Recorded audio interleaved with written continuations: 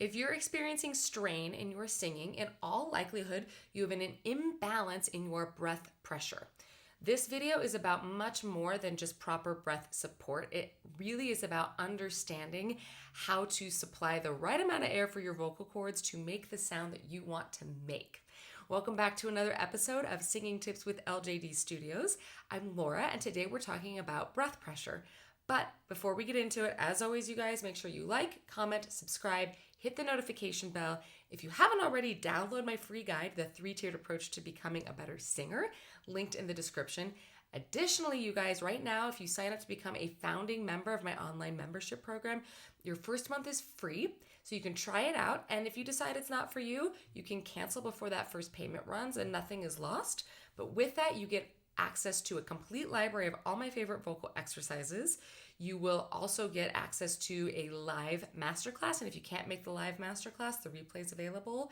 And lastly, the best part of this, you guys, is that you will get 2 free video feedback lessons. So what that means is you make a video of yourself singing, you send it to me, I watch it, I make a video in response, and there's 2 of those. And again, if you try it and you're like, I'm not getting out of this what I thought I would, no big deal. Go ahead and cancel. But I would love to get you signed up for that. I would love to meet some of you all who are out there watching these videos. So the link for that is in the description as well.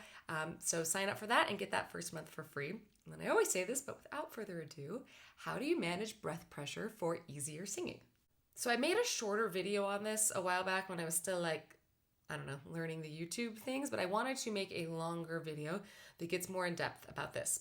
But when we breathe in life, right, your body's not super concerned about vocalizing, and it's definitely not super concerned about you singing a pretty high note. Your body is concerned about the exchange of oxygen and carbon dioxide. That's what your body is concerned about. And so our breathing mechanism is designed for that, which is good, so we can live. But we have to sort of work against that a little bit when it comes to singing for various reasons, okay? So one thing I just want you to note is when you take a breath in and then just let it out, notice that. Notice the quality of that airflow. And think to yourself, could I blow out a birthday cake of candles with that air? No, right? Maybe one candle if it was very, very close. But the point is, there is not a lot of energy in that air, right? You are losing all of your air very quickly, but the speed of the air itself is actually rather slow. The weight of the air is very heavy. So you can imagine if you were trying to sing, how that kind of air might not be super productive, particularly if you were going for a high note, because it's heavy. Heavy things are harder to lift up high, right? So if you're taking heavy air up to this high note, that's going to present as strain in your voice. And additionally, high notes take a lot of energy. That kind of airflow does not have a lot of energy. And so you're going to have to end up using your muscles basically to energize the sound up there. And they're not really equipped to do that. If you've watched I forget which video I talked about this in. I think it was in the one on subglottal air pressure. But singing is both a muscular and an aerodynamic event, but largely aerodynamic. So it's the air that is really sustaining you up there. So if you have the wrong type of air, the muscles are going to try to do it, but that's not really their job. And so then that's why we feel strain. Okay, so just note that when you exhale, your normal exhale, that air is heavy and that air is sluggish. And that air is not going to do you any favors when it comes to singing. So how do I get energized airflow, you ask? I'm glad you asked. Okay, so this gets a little physics-y, but when we want to create energy, we have to have generally 2 opposing forces. So 2 analogies I like a lot. First one, pot of water. If you want it to boil, you provide energy, heat from underneath the pot, right? And that heats up the water. And don't get me wrong, it would eventually boil. But if you want to energize it faster, you put a lid on it, right? So that as the steam rises, it hits the lid, that pushes the energy back down, and then that boils your water. 2 opposing forces creates more energy, okay? The other one that I really like is a garden hose. If you turn on the faucet to the garden hose, right? I mean, obviously you're going to crank it as high as you can if you want a lot of energy out of it. But if you really want to get that water cranked and moving fast and having lots of power behind it, put your thumb over half of the water, right? And what happens? That water just shoots out hard and fast. Okay, so if we are going to try to create faster, thinner, more energized airflow, we need opposition in the body. We need, frankly, good tension. And that's another topic for another day. But sometimes I think this word tension gets a bad rap in singing. You need some tension. It just needs to be the right kind of tension, that's all, to create this energized airflow so that your air can do the work and not so much your muscles. So how are you gonna skinny up that air so that it can move faster and have more energy? There are lots of ways to do this in the body. The easiest way to experience it without singing is to just think like you're blowing out a candle and go, and right away you can contrast that against, right? And if you could imagine that airflow, this is very wide and big, and this is very thin and fast. Okay, so now you've experienced this heavy, sluggish, wide airflow contrasted against this narrow, thin, energized, fast airflow. How are you gonna do that for singing?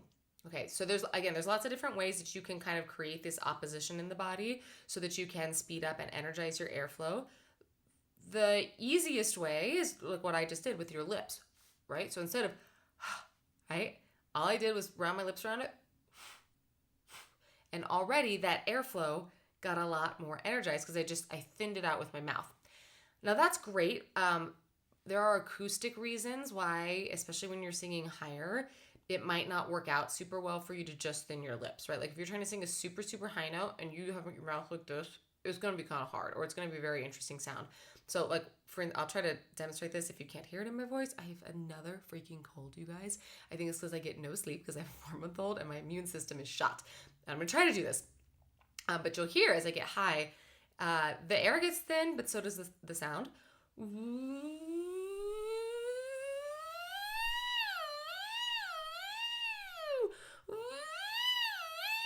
Right? So maybe that's not maybe you don't want that sound. Maybe you want a bigger sound up high. So thinning your lips, while yes, it will thin up the air and help speed it up, from a resonance standpoint, that's not always going to work out for you vocally. But I do like using the lips just so that you can experience what it's like to have that thinner, faster airflow. But just know that that might not always work out for you, particularly on a high note. And high notes are the ones that really need that energized airflow.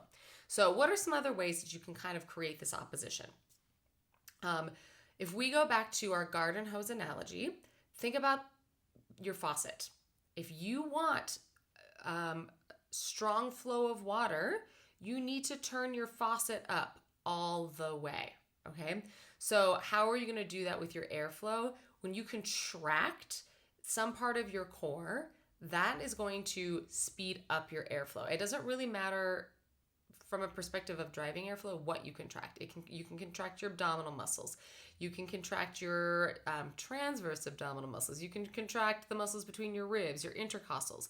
But point being, when you squeeze your torso, that is going to drive airflow up, right? Or when you collapse your chest,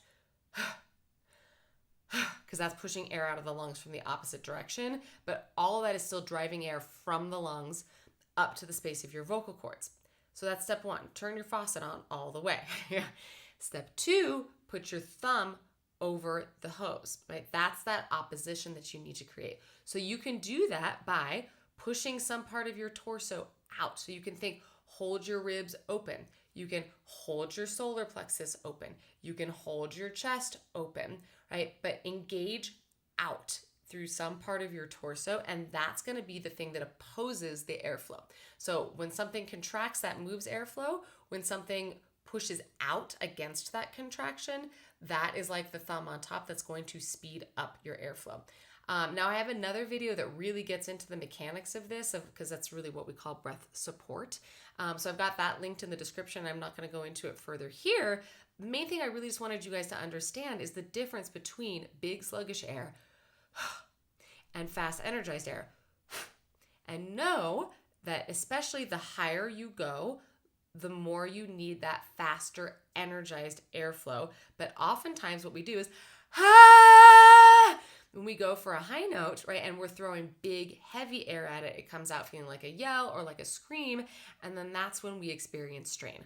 If you guys have watched a lot of my videos, some of that might have been a repeat, but I really have felt like I haven't gone far enough in depth on this concept of heavy, sluggish air versus this concept of thin, energized air. And I reference it a lot, so I just wanted to one more time sort of reframe it and refocus this concept of airflow and understanding pressure, because the type of air you send is going to affect the amount of pressure that you ultimately end up supplying to the vocal cords. And you want just the right amount, right?